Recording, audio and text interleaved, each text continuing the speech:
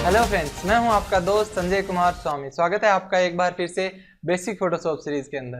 दोस्तों, आज का हमारा टॉपिक है स्क्रिप्ट।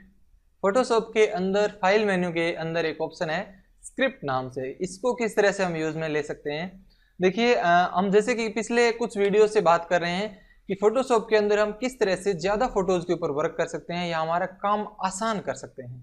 बार बार हमें अगर कोई काम करना पड़ रहा है, जैसे हमने एक्शन बनाया था, ऑटोमेट देखा था, उसी के आगे एक और चीज है स्क्रिप्ट। स्क्रिप्ट भी हमारे काम को फोटोशॉप के अंदर आसान करती है।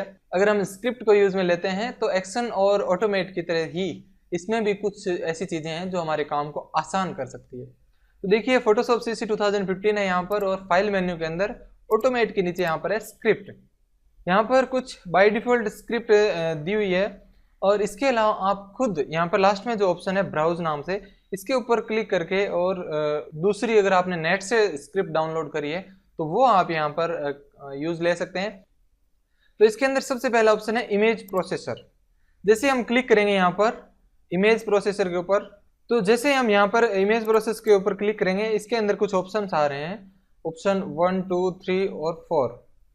इसके अंदर भी हम एक साथ खूब सारी फोटो के ऊपर वर्क कर सकते हैं। जैसे कि एक फोल्डर को यहाँ से सिलेक्ट कर सकते हैं, इंक्लूड ऑल सब फोल्डर से, उस फोल्डर के अंदर अगर दूसरे और खूब सारे फोल्डर्स हैं तो उसको भी यहाँ पर हम इंक्लूड कर सकते हैं। इस ऑप्शन के ऊपर हमें टिक करना होगा, इंक्लूड करना है तो। उसके बाद में आगे ऑप्शन क्या है, select location to save processed image. ये फोटो आपको कहाँ पर सेव करनी है वो लोकेशन आपको यहाँ पर सेलेक्ट करनी होगी, अदरवाइज सेम लोकेशन उसी फोल्डर के अंदर यहाँ पर करेगा। और अगर आप फोल्डर सेलेक्ट करेंगे तो उस फोल्डर के अंदर करेगा। यहाँ पर देखिए, ये हमारे पास में फोटोज है, और इन फोटोज के ऊपर इस फोल्डर को जो मैंने यहाँ पर सिलेक्ट किया है, तो ये फोल्डर मैंने यहाँ पर सिलेक्ट किया है, सेम लोकेशन के ऊपर हम सेव करना चाहते हैं। उसके बाद में फाइल टाइप। सबसे पहला है कि अगर आप इनको जेपीजी के अंदर सेव करना चाहते हैं तो क्वालिटी इनकी क्या रखना चाहते हैं, 5, 10, इस तरह से आप कितने रखना चाहते हैं, क्वालिटी यहाँ पर सिलेक्ट करें। उसके बाद में रिसाइज टू फिट।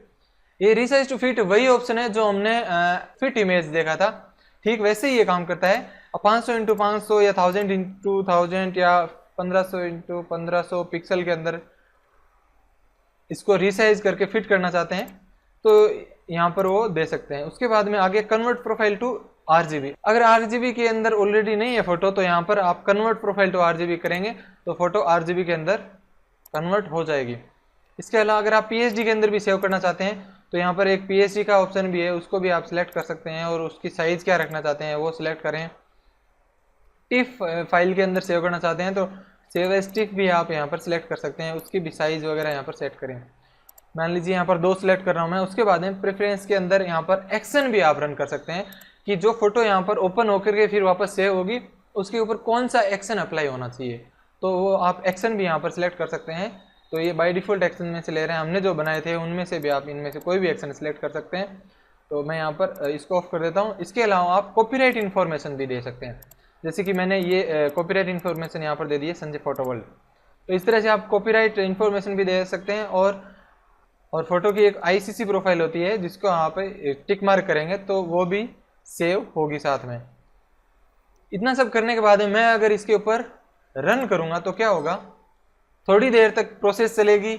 सब फोटो की हमने क्या किया था, सब फोटो की साइज कम होनी चाहिए, और एक फोल्डर पीएचडी का और एक फोल्डर जेपीजी का ऑटोमेटिकली वहां पर बन जाएगा। तो मैंने यहाँ पर कुछ जो भी फोटोज लिए ऑटोमेटिकली सेव हो गई है, जो फोल्डर हमने सेलेक्ट किया था। यहाँ पर इस फोल्डर के अंदर देखिए, ये फोटो हमने सेलेक्ट की थी और यहाँ पर 2 फोल्डर ऑटोमेटिकली बन गए, एक जेपीजी का बन गया और एक पीएचडी का बन गया। तो ये सब पीएचडी फाइल सेव हो गई है। तो इस तरह से आप इमेज प्रोसेसर को यूज में ले सकते हैं। स्क्रिप्ट के अंदर आगे और ऑप्शन है delete all empty layers, flatten all mask. मान लीजिए अगर यहाँ पे आपके पास में कोई भी फोटो है, ये फोटो है आपके पास में, और इसके अंदर आपने खूब सारे लेयर बनाए, कंट्रोल जे करके मैं खूब सारे लेयर बना रहा हूँ, और इसके अंदर कुछ एम्प्टी लेयर भी बना रहा हूँ, न्यू लेयर बना रहा हूँ। तो ये लेयर 5, 4, 3 ये खाली है, मान लीजिए बीच बीच में है इस तरह से। तो हमें इनको डिलीट करने के लिए अलग अलग ढूंढना नहीं पड़ेगा। मान लीजिए खूब सारे लेयर है तो हम स्क्रिप्ट में जाएंगे और डिलीट ऑल एम्प्टी लेयर्स के ऊपर क्लिक करेंगे, सब लेयर डिलीट हो जाएंगे जो खाली थे। इसके अलावा और क्या कर सकते हैं, मान लीजिए यहाँ पर मैं मास्क बना रहा हूँ, इस लेयर के ऊपर मास्क बनाया, इसके ऊपर मैंने मास्क बनाया, इसके ऊपर भी मैंने मास्क बनाया। तो इस तरह से जब हम मास्क बनाएंगे तो क्या होगा, उसके बाद में स्क्रिप्ट के अंदर जाकर के फ्लैटन ऑल मास्क करेंगे तो सभी जो मास्क है वो फ्लैटन हो जाएंगे। जैसे हम क्लिक करेंगे, क्लिक करते ही सभी के सभी मास्क है वो फ्लैटन हो गई, ये देखिए, और वो कुछ इस तरह से फोटो बन गई यहाँ पर, ये देखिए। मान लीजिए कुछ ऐसे लेयर भी है, मान लीजिए ये लेयर है, इसके ऊपर मैं यहाँ से ब्लेंडिंग ऑप्शन से कुछ स्ट्रोक स्टाइल वगैरह इस तरह से अप्लाई कर रहा हूँ। ओके करेंगे तो ये एक के ऊपर अप्लाई किया, फिर इसके ऊपर भी कर देते हैं, तीनों के ऊपर, चारों के ऊपर मैंने स्टाइल अप्लाई कर दी। यहाँ पर जो आगे वाला ऑप्शन है स्क्रिप्ट के अंदर फ्लैटन ऑल लेयर इफेक्ट्स, अगर लेयर इफेक्ट सभी के सभी आपको फ्लैटन करने, क्लिक करें, क्लिक करते ही सब के सब हो जाएंगे, एक साथ स्क्रिप्ट रन हो जाएगी, ये देखिए। तो आप इस तरह से स्क्रिप्ट को यूज में ले सकते हैं एक साथ खूब सारे काम करने के लिए। इसी के अंदर आगे हम जाएंगे स्क्रिप्ट इवेंट मैनेजर, ये बहुत ही अच्छा ऑप्शन है। जैसे मैं इसके ऊपर क्लिक करता हूं, यहाँ पर कुछ ऑप्शन आते हैं, और enable event to run script action, इसको यहाँ से इनेबल करेंगे। और उसके बाद यहाँ पर है ऑप्शन कि फोटोशॉप इवेंट, तो यहाँ पर देखिए फोटोशॉप इवेंट के अंदर यहाँ पर खूब सारे इवेंट्स है। इवेंट्स मतलब जैसे कि स्टार्ट एप्लीकेशन, फोटोशॉप जब स्टार्ट हो रहा है, न्यू डॉक्यूमेंट, जब हम न्यू डॉक्यूमेंट लेते हैं, ओपन डॉक्यूमेंट, जैसे मान लीजिए न्यू डॉक्यूमेंट हमने लिया, तो न्यू डॉक्यूमेंट जब भी हम लेते हैं तो क्या होना चाहिए वो हम यहाँ पर सेट कर सकते हैं। इसके लिए देखिए एक नीचे ऑप्शन है एक्शन, कोई भी एक्शन भी रन करवा सकते हैं। जब भी हम नया डॉक्यूमेंट लें तो ये एक्शन रन होना चाहिए, यहाँ पर एक्शन का सेट, और यहाँ पर एक्शन आप दे सकते हैं। यहाँ पर जब भी हम कोई भी नया फोटो ओपन करें तो क्या होना चाहिए, तो इस तरह से आप इनको एडजस्ट कर सकते हैं। ओपन होना चाहिए तो इसके लिए ये आपको सिलेक्ट करना पड़ेगा। एक से ज्यादा इवेंट भी आप यहाँ पर बना सकते हैं। जब आप सेव करें तो क्या होना चाहिए, क्लोज करें तो क्या होना चाहिए, प्रिंट करें तो क्या होना चाहिए, तो इस तरह से सेट कर सकते हैं। मान लीजिए मैं न्यू डॉक्यूमेंट का ले रहा हूँ यहाँ पर, और उसके बाद में यहाँ पर एक्शन भी है, और स्क्रिप्ट के अंदर भी कुछ स्क्रिप्ट है उनको भी आप रन कर सकते हैं। जैसे कि न्यू डॉक्यूमेंट जब भी आप लें तो क्या होना चाहिए, न्यू डॉक्यूमेंट जब भी आए तो यहाँ पर मान लीजिए हम वेलकम कर देते हैं, और न्यू डॉक्यूमेंट ओपन होगी। अब इस इवेंट को यहाँ से ऐड कर देते हैं और फिर ओके कर देते हैं। अब मान लीजिए मैं न्यू डॉक्यूमेंट ले रहा हूँ, फाइल मेन्यू के अंदर न्यू के अंदर जाएंगे, ओके, तो ये हमें ऑटोमेटिकली स्क्रिप्ट का अलर्ट दिखा रहा है, you are successfully configured and new triggered as a JavaScript. तो ये इस तरह से यहाँ पर आ रहा है। और इसके अलावा और लेते हैं दूसरा, स्क्रिप्ट मैनेजर के अंदर वापस जाते हैं, इसको यहाँ से रिमूव कर देते हैं, और यहाँ पर हम लेते हैं जैसे कि ओपन डॉक्यूमेंट करते हैं। जब भी कोई फोटो हम ओपन करें तो क्या होना चाहिए, ओपन एज लेयर हम कर देते हैं। जैसे कि कोई भी फोटो ओपन होती है तो वो लेयर के रूप में नहीं होती है, एज ए बैकग्राउंड आता है। तो हम इसको अगर एज ए लेयर कर देंगे तो ये आगे से एज ए लेयर आएगा, इसको ऐड कर देंगे, फिर डन कर देंगे, तो क्या होगा। तो यहाँ पर मैं कंट्रोल ओ से ओपन कर रहा हूँ, इस फोटो को मैं ओपन करता हूँ, जैसे मैंने ओपन किया क्या हुआ, यहाँ पर एज ए लेयर ये फोटो आ गई, एज ए बैकग्राउंड नहीं है। बाद में आप इसको बना सकते हैं, न्यू के अंदर जाएंगे, बैकग्राउंड फ्रॉम लेयर, आप इस तरह से कर सकते हैं। और अगर वो इवेंट वहां पर हम ऑफ करेंगे, script event manager, remove all, done, इस बार जब हम ओपन करेंगे तो क्या होगा, कंट्रोल ओ से मैं ओपन करता हूं, तो देखिए यहाँ पर एज ए बैकग्राउंड है। तो इस तरह से आप स्क्रिप्ट को यूज में ले सकते हैं, script event manager.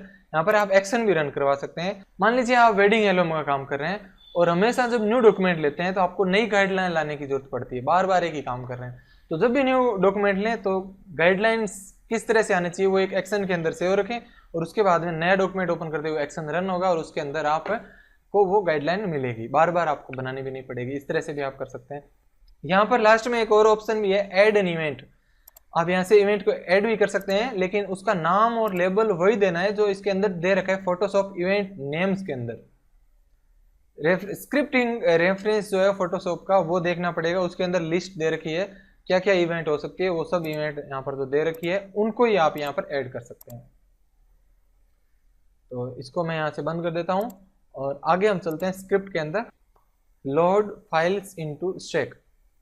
Load files into stack के बारे में बात करने से पहले मैं आपको बता दूं कि आप सोच रहे होंगे कि ये स्क्रिप्ट होता क्या है, मतलब क्या हम खुद नहीं बना सकते ऐसा स्क्रिप्ट अपनी इच्छा से, अगर इतना ही आसान है, इतना ही अच्छा है तो आप खुद बना सकते। स्क्रिप्ट जो है जावा स्क्रिप्ट वगैरह के अंदर जो लैंग्वेज होती है उनके अंदर तैयार होती है। और कैसे होती है मैं आपको एक बार दिखा दूं इनका एग्जांपल आपको, कि ये जो फोटोशॉप के अंदर स्क्रिप्ट है कहाँ पर है। हमने जब इंस्टॉल किया था वहीं पर देखिए प्रोग्राम फाइल्स के अंदर आप जाएंगे, आप विंडोज के सी ड्राइव के अंदर जाएं, और वहां पर program files adobe Photoshop CC 2015 जो भी आपका फोटोशॉप है, प्रीसेट और स्क्रिप्ट, यहाँ पर आप जाएंगे तो ये स्क्रिप्ट जो हम यूज में ले रहे थे वो यहाँ पर आपको मिलेगी। इवेंट के अंदर भी आपने देखा होगा ओपन एज, लेयर, रिसाइज, ये स्क्रिप्ट यहाँ पर है। तो ये जो स्क्रिप्ट है वो मतलब जो बनाई हुई है उनकी कोडिंग अगर आपको देखनी है, सिर्फ एग्जाम्पल के लिए आपको बता रहा हूं मैं यहाँ पर कि क्या है ये स्क्रिप्ट, किस तरह से होती है। तो नोटपैड यहाँ पर खोला, नोटपैड खोलने के बाद इसको ड्रैग एंड ड्रॉप कर रहा हूँ नोटपैड के अंदर, तो ये कुछ इस तरह से लिखी हुई स्क्रिप्ट है और .js एक्सटेंशन है इस फाइल का, और ये इस तरह से कोडिंग होकर के फिर से हुई है। तो अगर आपको खुद को ही बनानी है तो इस तरह की कोडिंग आएगी आपको, तब आप बना पाएंगे। अगर आपको आती है, आप जावास्क्रिप्ट जानते हैं, तो इस तरह से स्क्रिप्ट आप खुद भी बना सकते हैं। अदरवाइज आप जो बाय डिफॉल्ट स्क्रिप्ट है उनको यूज कर सकते हैं और नेट से भी डाउनलोड करके यूज में ले सकते हैं। आगे हम चलते हैं, स्क्रिप्ट के अंदर एक ऑप्शन है लोड फाइल्स इनटू स्टैक, ये भी बहुत अच्छा ऑप्शन है।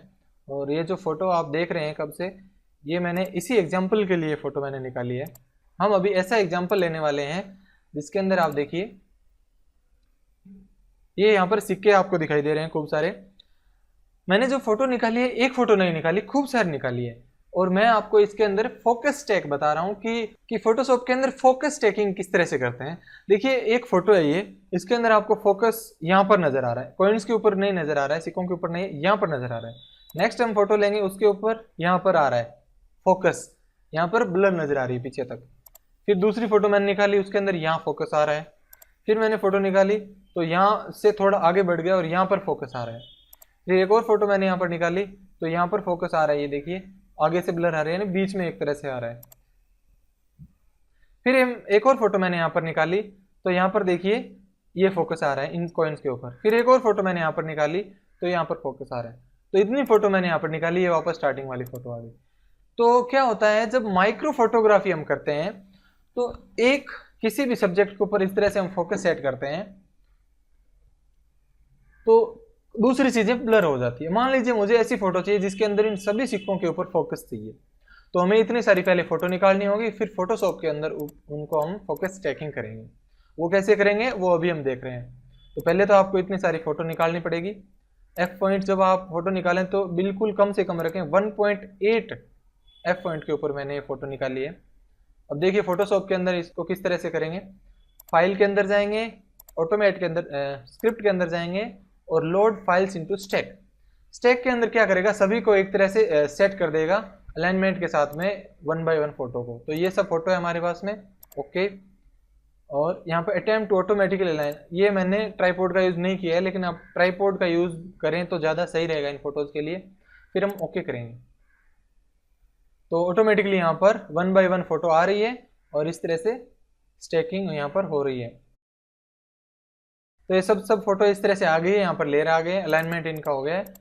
अब देखिए हम क्या करेंगे, सबसे नीचे वाली फोटो को सिलेक्ट करेंगे, सबसे ऊपर वाली को शिफ्ट के साथ में सिलेक्ट करेंगे, यानी कि सब फोटो को सिलेक्ट किया, लेयर को सिलेक्ट किया, यहाँ पर एडिट के अंदर जाएंगे और ऑटो ब्लेंड लेयर्स के ऊपर जाएंगे। यहाँ पर ऑप्शन है स्टैक इमेज, यहाँ पर ये जो एग्जाम्पल भी दे रखा है इसी तरह का है। तो यहाँ पर आप स्टैक इमेज को सिलेक्ट करें, सेमलेस टोन एंड कलर्स इसको भी सिलेक्ट करें और फिर ओके करें। तो थोड़ी ही देर में आप देखिए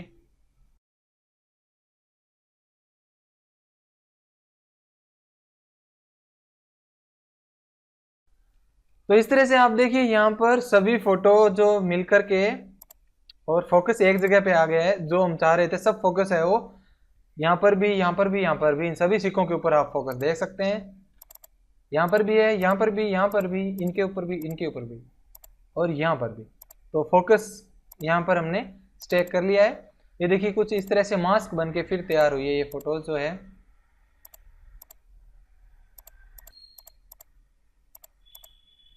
तो इस तरह से हम फोकस स्टैकिंग भी कर सकते हैं फोटोशॉप के अंदर। देखिए ये कहाँ पर आपके लिए ज्यादा इंपॉर्टेंट है, अगर आप ज्वेलरी की फोटो निकालते हैं या माइक्रो फोटोग्राफी करते हैं, वहां पर ये चीज आपके बहुत काम की है।